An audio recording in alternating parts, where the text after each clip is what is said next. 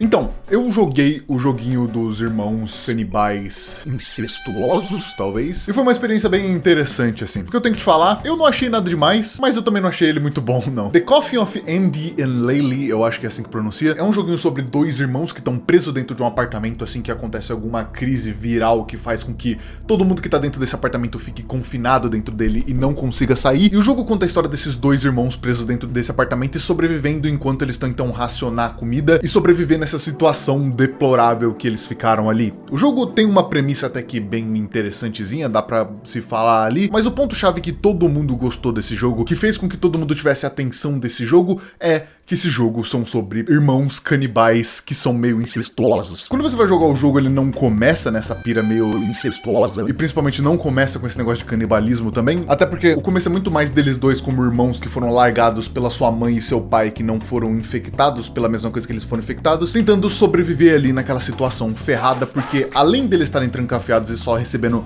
suprimentos de fora, os suprimentos pararam de vir, então eles estão racionando comida porque eles estão prestes a morrer. Logo nesse começo que a gente pode tirar de conclusão é que esses dois irmãozinhos são dois degenerados de merda. A Laylee ou Ashley é uma pessoa que não bate muito bem na cabeça, a gente já consegue tirar isso logo de cara, e o Andrew ou Andy é o irmão que é o que mais tem a cabeça no lugar, mas ele ainda assim é meio maluco. Eles são aquele tipo de irmãos inseparáveis, assim, irmãos que parecem que estão juntos há muito tempo e eles são uma duplinha, eles são quase inseparáveis e não tem ninguém que consiga separar eles. E você vai achando que isso é bem normal quando o jogo começa, porque deve ser só uma história sobre dois irmãos que são muito eles por eles, mas a coisa começa a escalonar de verdade e começa a ficar estranho quando a comida de verdade deles acaba e eles acabam descobrindo que o vizinho que fica do lado do apartamento deles morreu tentando fazer um ritual satânico. É bem assim mesmo, já começa escalonando desse jeito. Que é também quando o jogo apresenta pela primeira vez pra gente essa questão toda do canibalismo, porque como eles encontraram o único alimento deles em dias sendo esse corpo morto, eles decidem cortar esse corpo morto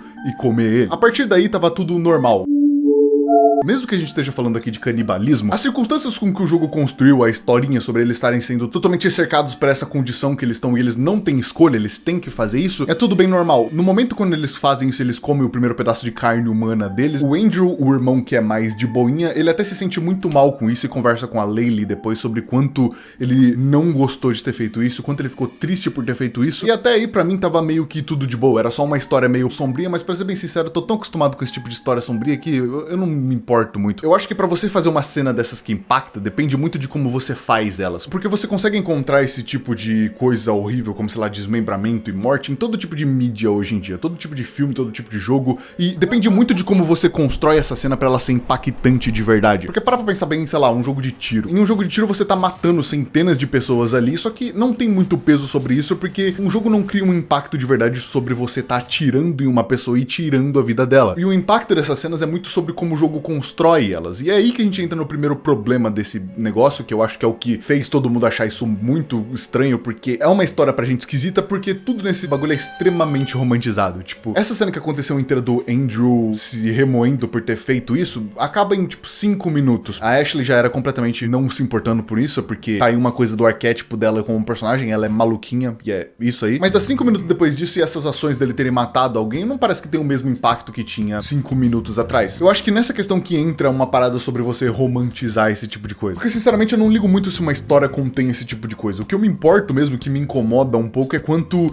parece que a criadora da história gosta desse tipo de coisa e faz ela pra ser uma parada romantizada e parecer muito legal. Igual parece muito. Porque esses dois irmãos, eles são feitos de uma forma que parece que o que eles estão fazendo é muito animal, radical, foda. Eles são, tipo, muito legais, quando na verdade o que eles estão fazendo é um bagulho bem bizarro e estranho. Mas enfim, depois que eles cortam e comem o primeiro cadáver deles, eles começam a bolar um plano pra fugir dali. E aí que a gente começa a virar com essa história dos dois irmãos tentando sobreviver em uma história sobre dois psicopatinhas malucos que fazem de tudo um pelo outro. Que é onde também a gente vai começar a entrar na parte do incesto da parada. Essa parte inteira gira muito mais em torno da Ashley, porque ela é uma personagem que é obcecada pelo Andrew. Durante toda a história de The Coffin of Laylee and Andy, a gente consegue perceber muito rapidamente que a Ashley, a personagem principal, é completamente obcecada pelo irmão dela, o Andrew. Durante alguns flashbacks do jogo a gente consegue ver que ela já tentou inúmeras vezes parar ele de namorar outras garotas, de que ela era completamente obcecada e queria ele por perto dela o tempo inteiro, e é nisso que começa a aparecer toda aquela ideia estranha sobre incesto dentro desse negócio. Eu vi algumas pessoas falando que o caminho disso dentro do jogo é um caminho opcional que você escolhe, ou seja, não é